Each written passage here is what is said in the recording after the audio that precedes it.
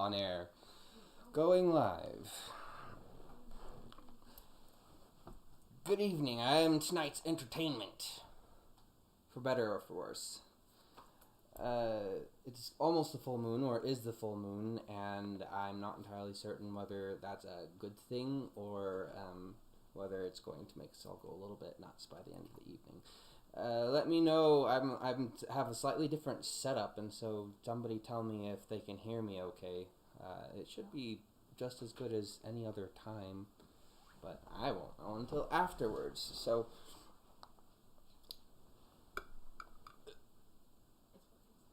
tonight's beverage of choice is probably something that you would drink at a punk concert, if you could possibly get it. You'll see why by the end of the story. So, everybody take a deep breath.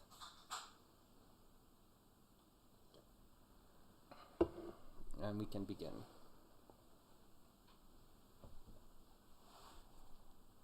Sleight of Hand. A feel-good romance in 5 acts. Verse 1. Guy. Stupid. All of it stupid. Neighborhood full of beige houses, all with their bleeding pinkies raised and their nostril hairs imperiously huffing at her. Stupid autumn with all its crunchy leaves, and that stupid smell like pumpkins and smiling fires. Stupid day that had started misty and got crispy, so now the sunshine felt good when it did show itself. Stupid everything. Reiki paced in the crunchy leaves on the ground in the park, cursing every stupid thing. She had her poundage of dreadlocks wrapped up in the bare minimum of effort. Her hands pushed deep into the pocket of her denim jacket.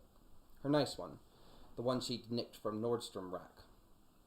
Under it she wore her t-shirt with Blondie on it, nicked from the Armani store, and the black pants she'd nicked from Macy's. She hadn't nicked her boots, though. Those were a gift. In short, she'd gone to an effort for this guy, this practical stranger she had met on the internet with his obtuse references to obscure bands and the cheesy comments about old cartoons. Not much of an effort, but still an effort. She had even let Poppy put a little rouge on her, although the flush she had from pacing and the cold and from hating every minute of it hid the blush of the rouge. She came to a decision. She wouldn't wait around anymore. If he had no interest in showing up on time, she had no interest in indulging him.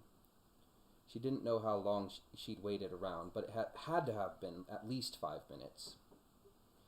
She wheeled on her heel. Then something unusual happened. She crashed into somebody. A solid somebody. Kind of soft, who started apologizing immediately and smelled a little bit of pine. Before she could even think about it, she snarled a few words of precise instructions in German.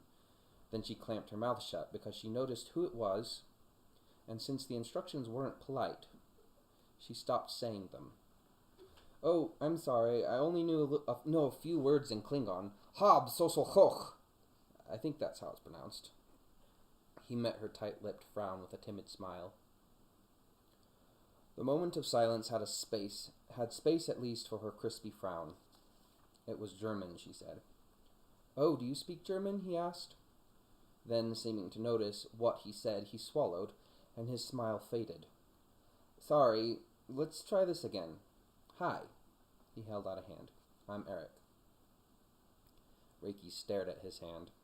It looked soft, with well-kept nails and almost no calluses. Too soon, man, she said.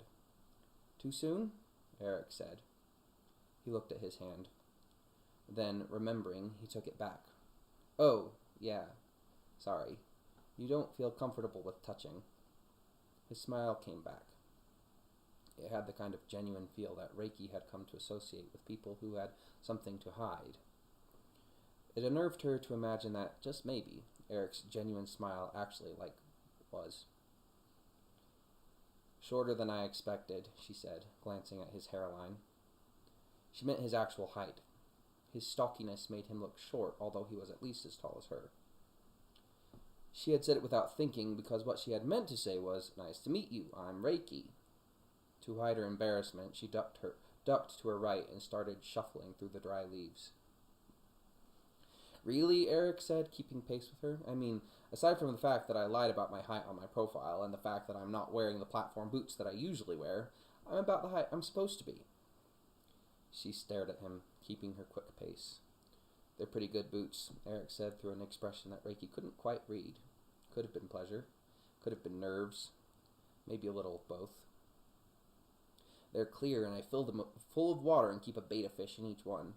Or I used to. I would have gotten away with it too if it weren't for those paint-flinging PETA people. He half smiled, but it faded. A thought occurred to him. You're not one of those PETA people, are you? I mean, it's cool if you are. I just want to know so that I can apologize. I like cats, Reiki said. Ah, see, then we can't be friends. I'm more of a ferret person, Eric said.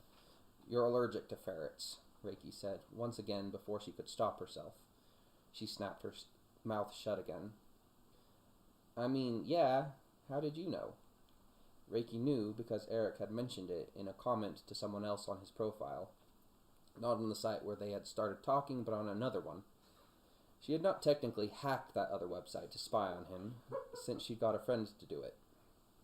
Eric had mentioned on that profile that his ex's ferret's fur was still all over his apartment and he was looking forward to getting it completely purged so that he could stop feeling all stuffed up at home. Coffee here, Reiki said. She veered suddenly left and hurried across the street next to the park onto the little patio of the coffee shop fronting the park. It was a little bit of an incongruous place, because it had houses on every side and no other businesses stood nearby. She kind of hated it. The whole place looked like a Pier 1 Imports blowout sale, and it always smelled like hot raspberry jelly and shortbread, even the bathrooms. But it felt safe and neutral. She led Eric inside. They threaded around the mismatched wooden chairs and tables on the tile floor of the main room. The walls had been painted in pastel greens and pastel blues. Red eye, Reiki said to the barista, who nodded, the wooden beads hanging from her ears clacking against the wooden necklace around her long neck. Room for cream? The barista asked. Reiki shook her head. Could I get a raspberry mocha? Eric asked. They waited for their drinks. Eric looked like he tried to think of something to say. Reiki didn't even try. The espresso machine hissed and purred. Something by Alanis Morissette that wasn't ironic played on the speakers. Reiki frowned. I'll never escape the 90s, she said. You were thinking that too, Eric said. The barista set their drinks on the counter. Eric handed Reiki hers. Then he fished in his pocket, mumbling that he would get it. A concerned look came over his face. He fished a bit more, and his concern turned to worry. Maybe I won't, he said. Geez, this is... Reiki handed the barista a 10, took the receipt, and shoved $3 extra into the tip jar, which explained it was for the coffee shop's starving if over-caffeinated students fund. She wheeled and clumped out. She moves quick, the barista said between her piercings and an arched eyebrow.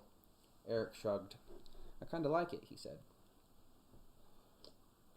Verse 2. Scratch. Hey, Eric said, hustling after Reiki. He had to hustle due to her continued striding. She was a thin woman made with a disproportionate amount of legs. Her frame lent itself to striding. Hey, she said back to him, almost like she had never seen him before. She crunched through a pile of leaves and tried to make it look like she hadn't done it on purpose, because that would be childish. But she liked the crunching sound, so she did it. Sorry about back there, Eric said. She glared sideways at him. He didn't notice it. He had a rolling walk, and maintaining course seemed to take a lot of his concentration. I mean, it's not like me to forget my wallet. Sorry. Why are you apologizing? She asked. She meant in general. He shrugged. I guess I just wanted to buy your coffee. Is this when I get the lecture about outmoded systems continuing to underpin a misogynistic bureaucracy? Reiki pressed her lips together for a second before saying anything. Did you have something to prove? Reiki said, or did you just want to be nice? I just wanted to be nice, Eric said. Without any other signal, Reiki shuffled a little faster through the leaves. She had an idea where she wanted where she was going. Eric let her. After a moment, he took a deep breath. "I'm not doing too well, am I?" he said. "At what?" Reiki said. "You don't believe me," Eric said. "Not when I say I just want to be nice." Reiki wheeled again. She slammed a palm into Eric's chest. It caught him up short and surprised him more than it hurt him. It was solid as running into bamboo. "Are you honest?" Reiki asked. "I could say literally anything to that question," Eric said. "Yeah, I am honest, although I've noticed most liars claim the same thing." Reiki's big eyes flitted around his face. The whites of her eyes were extra white and the darks were particularly dark. "I've noticed that too," she said. She still had her hand pressed against his chest. It had long, strong fingers. "Makes more sense to be honest than to say that I am," Reiki said, or Eric said. Her flitting eyes finished their cutting journey over his face. She lowered her hand, turned again, and started walking. "Don't tell me what you think I'm thinking," she said. "Ever." He frowned. It was the frown of a man who knew he had made a mistake and was making a mental note to get flowers later. "Where are we going?" he asked. The neighborhood had ceased being quite so Stepford Wives and had taken on a slightly more comfortably ramshackle attitude. They had only needed to walk a few blocks past houses that grew every block slightly more run down till they emerged on an old street lined with old storefronts, old enough to look shoddy but not quite old enough to be charming. The traffic grumbled through their conversation, and the smells of dried leaves got the dry dust of a busy street added to it. Reiki pointed at the storefront next to them. "Scratch," she said. Scratch Records, it called itself. She couldn't stop herself from feeling just a little satisfied by the goggly-eyed happiness that widened Eric's face when they went through the glass door. "It's like something out of a fairy tale," he almost whispered. Then he took a deep breath. The dry racks of vinyl records in the front third of the wood-paneled store hit him like a field of poppies covered in snow, or something like that. The most hipster fairy tale around, but still a fairy tale. And with that, he was off, providing a running commentary on the museum to music that was Scratch Records. From the Metalocalypse action figures in their vintage-styled packaging to the band shirts hanging up to the ceiling on every wall, everything he saw sent him spinning on another story or observation.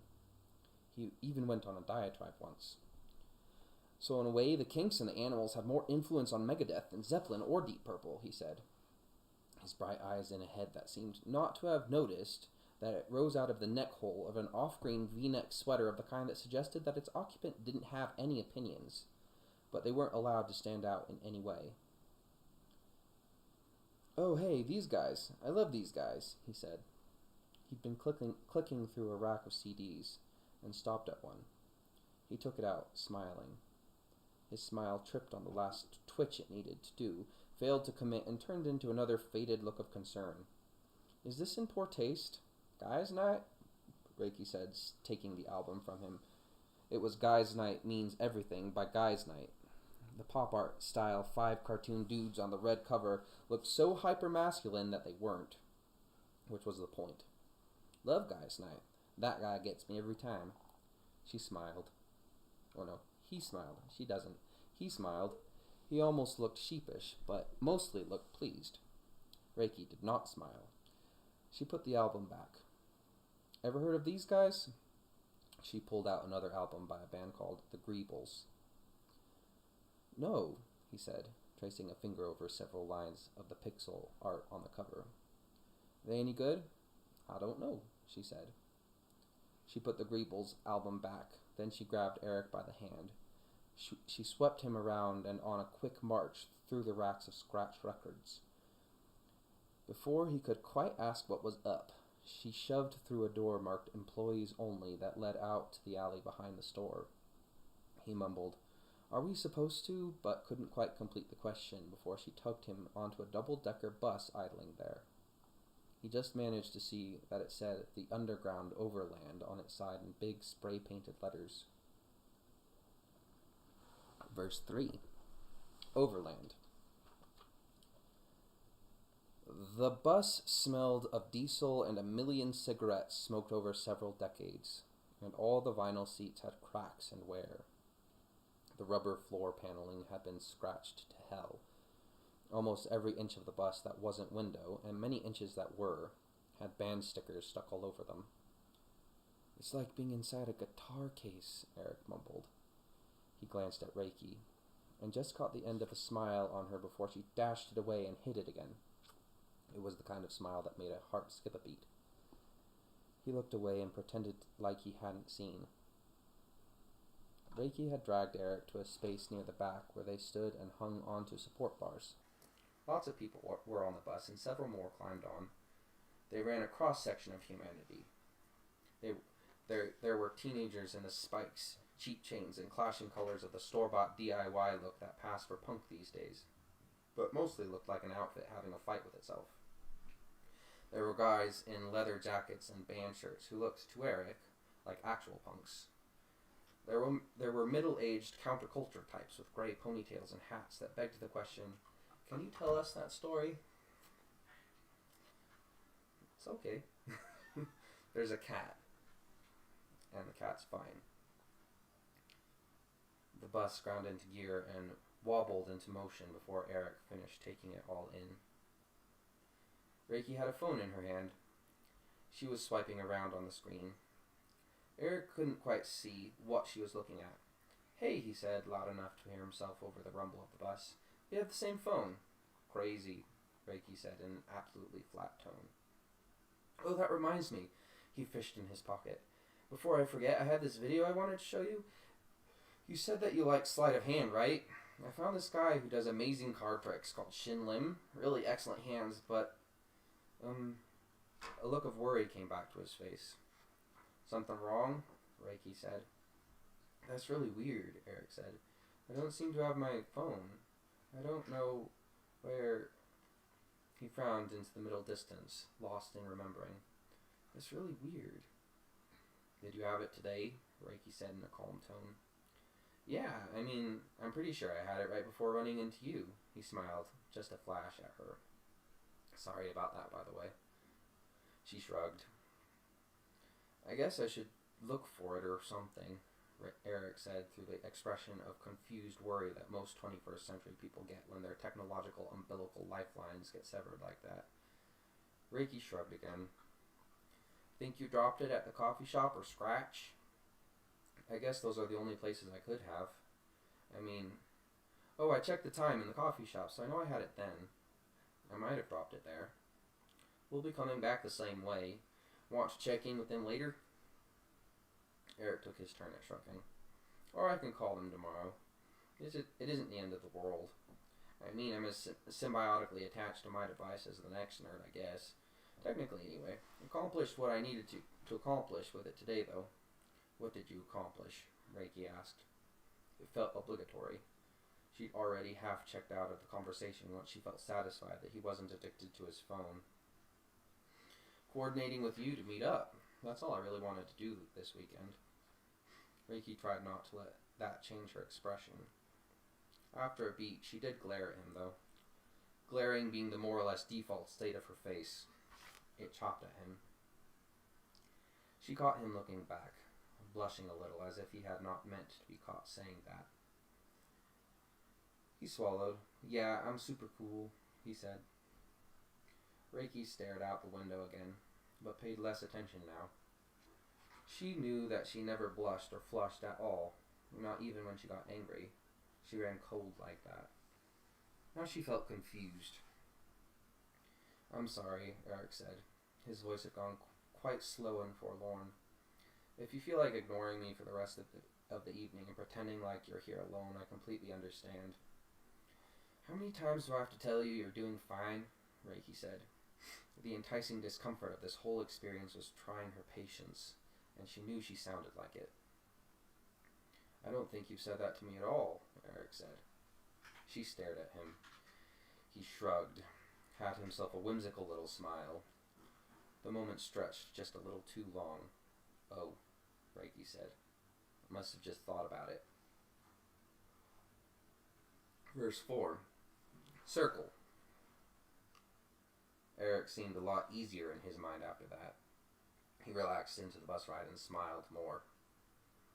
When he was relaxed, he had a lot to say, which suited her fine because it meant that she could participate in the conversation with mostly grunts and sneers, and only occasionally with sentences. And he seemed perfectly happy. He had a lot to say about a lot of things, but not in a pedantic, superior way. He just got excited about things, and that he saw, and seemed pleased to tell you what he thought about it. It felt a little strange to her to just listen. She always listened, that part wasn't strange. But just listening felt strange, because usually she treated conversation like an MMA fight. Fast, full of injuries, and someone always left triumphant, and everyone always came back for more for some reason. She spoke at least 6 languages, and she could swear in 14. She didn't have an eidetic memory for actual quotes, but she could paraphrase with the best of them, and had a whole brain full of weird literature to bring up when she felt like it. At a loss for words, just generally didn't describe her. Except apparently when she felt nervous. She responded to everything he said in her head, as if to store it up for later. Pawnee, actually. Mohawk Indians kept their hair long. Bang on about the Mohican thing, though. Not as dangerous as you'd think. Most of them are made of nickel and tin, and they break if you punch them, except the plastic ones with chrome painted on them. That particular building is haunted. You wouldn't have a good time if you went there at night, even if they thought you were boring, which they wouldn't, because you have an imagination, which would be like getting hold of some vintage smut or something to them. That particular one is a sigil, not a gang sign.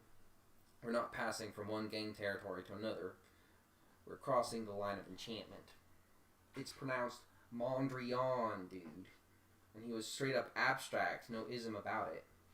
Nah, dude, that's just because that guy is that dog's pet. I know, right?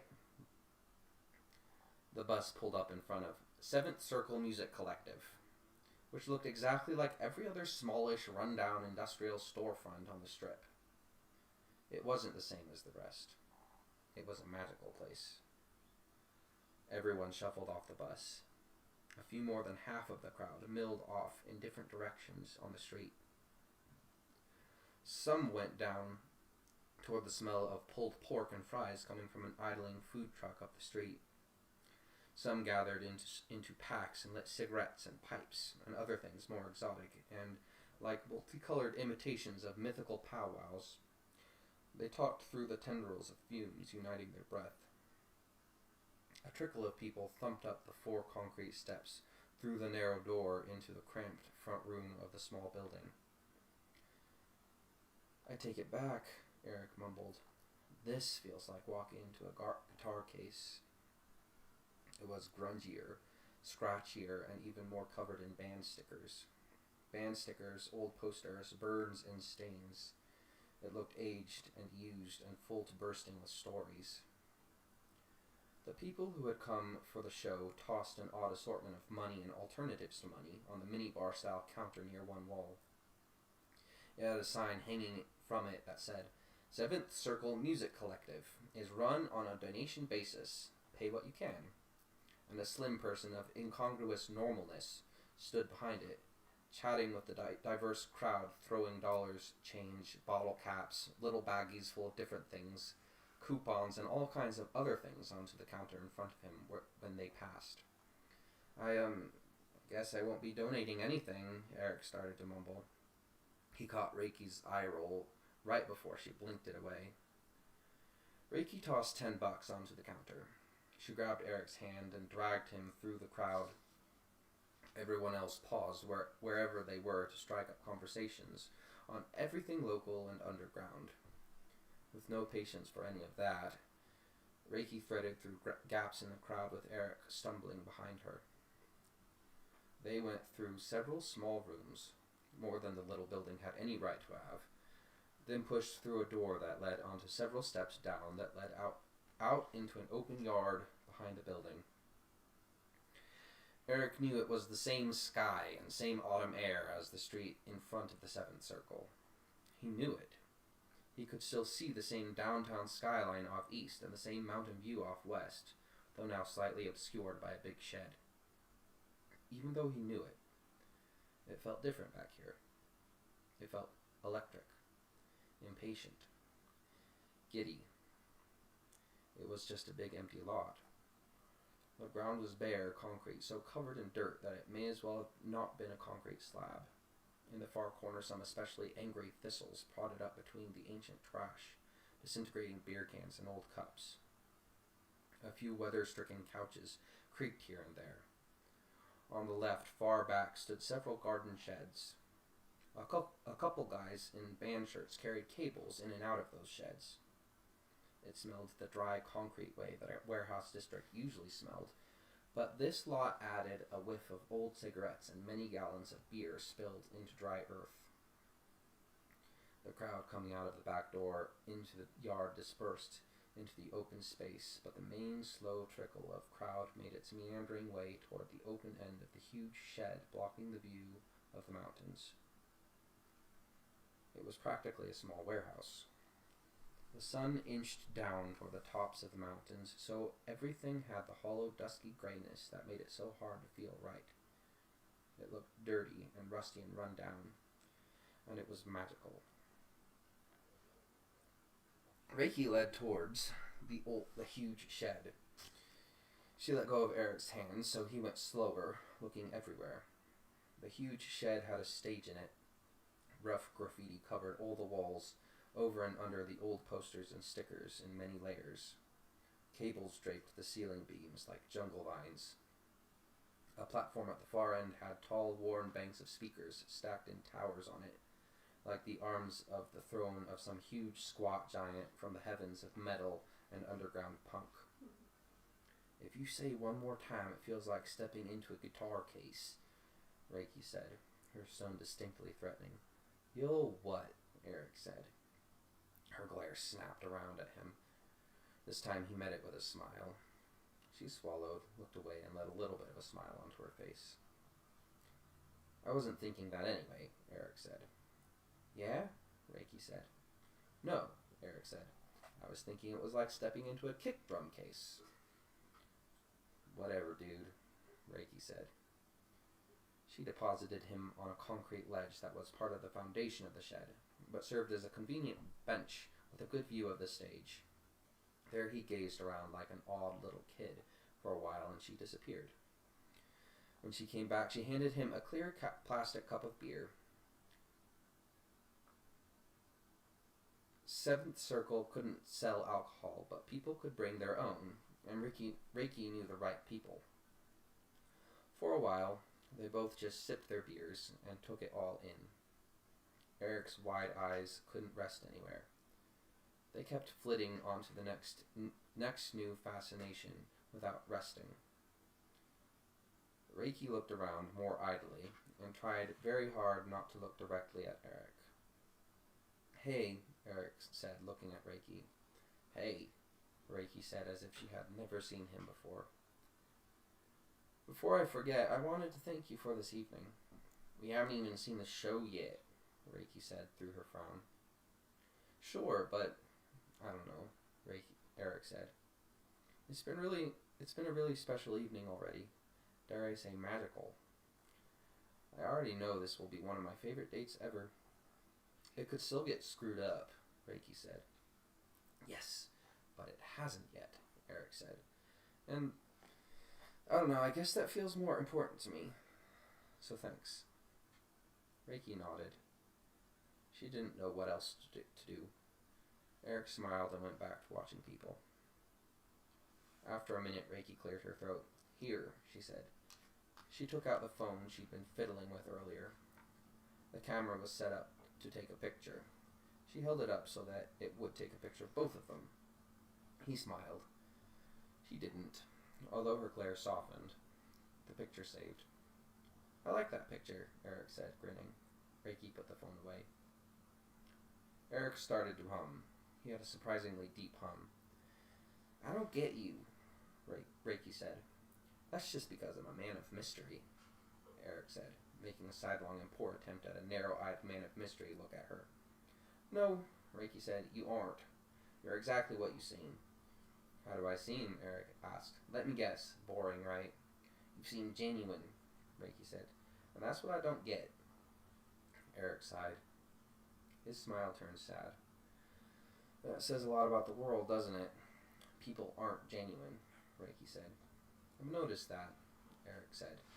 But I don't get you either. It's like you're stopping yourself from having any fun. That's because I am stopping myself from having any fun, Reiki said. Well, Eric said, then I think we get each other pretty well. He held his cup out to toast Reiki's. Then, after a moment of hesitation, Reiki clipped her cup against his. Soon, the Greebles played. The Greebles, as per usual, were excellent. After the concert, they took the underground overland back to Scratch Records. They didn't find Eric's phone or wallet there, on their walk, or back at the coffee shop. Don't worry about it, Eric said. I can always get more of those things.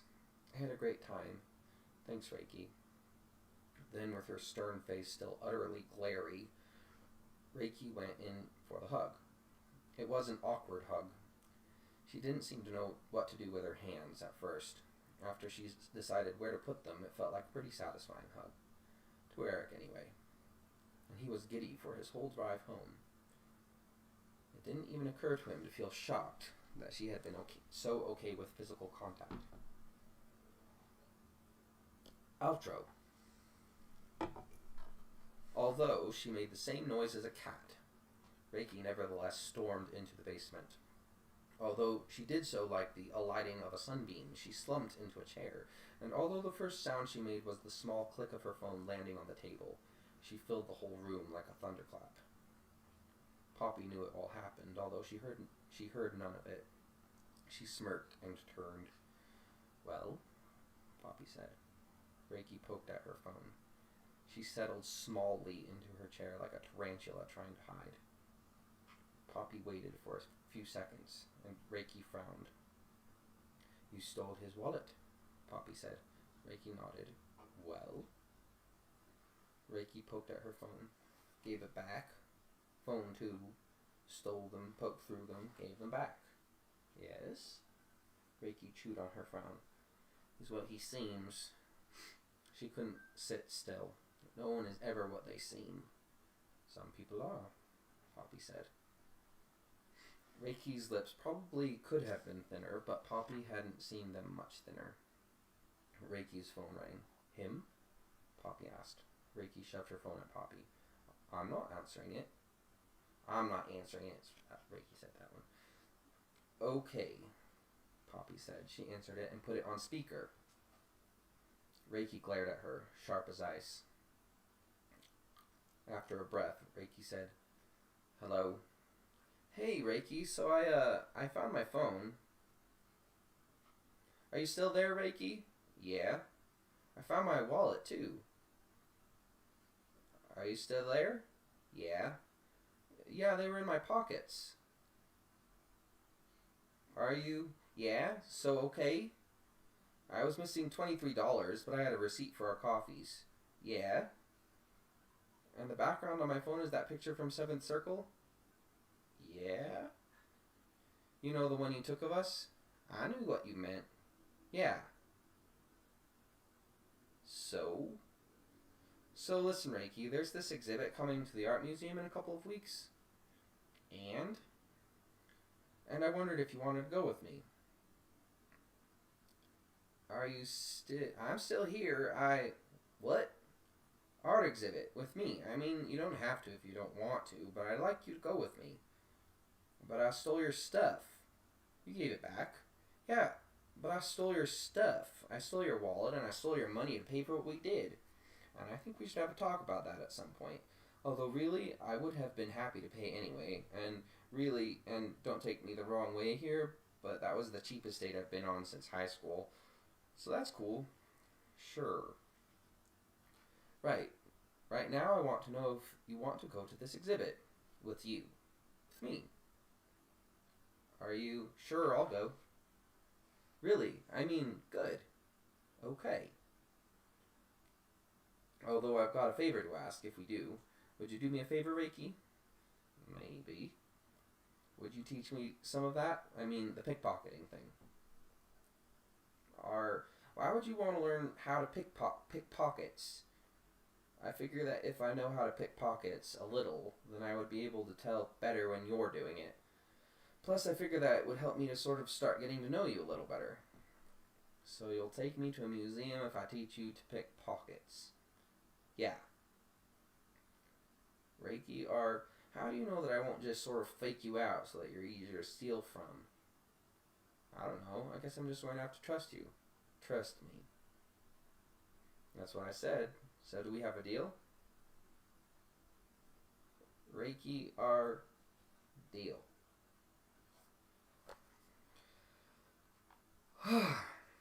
So, I like that story.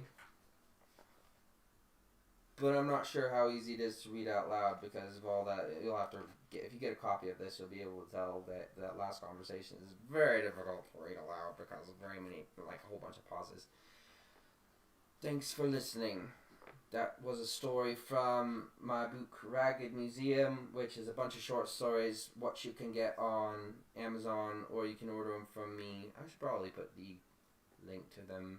I'll put the link to them in the description of this video when it gets posted. Y'all can go and look at them, look it up. If you order it through my Square, then you can probably send me a note to say that you saw me reading one of the stories, and I can write you a note in the front of the book. I probably will. Yeah, so the other cool thing about that particular story, and I'll tell you guys this right now, is that it features characters from my novel. I'm probably going to read bits from my novel eventually, if this all goes the way that I would like it to. And so stay tuned for that. Plug the novel. The novel's called City Song, and you can look that one up on Amazon as well. So far has 100% 5-star ratings. It's got 1 rating for 5 stars. Anyway, thank y'all for your time this evening. I hope that you guys had a pleasant time and that you had good beverages to go with the story. Feel free to recommend beverages to me to go with the stories that I'm reading, because I like nothing better than matching drinks with books. Good night.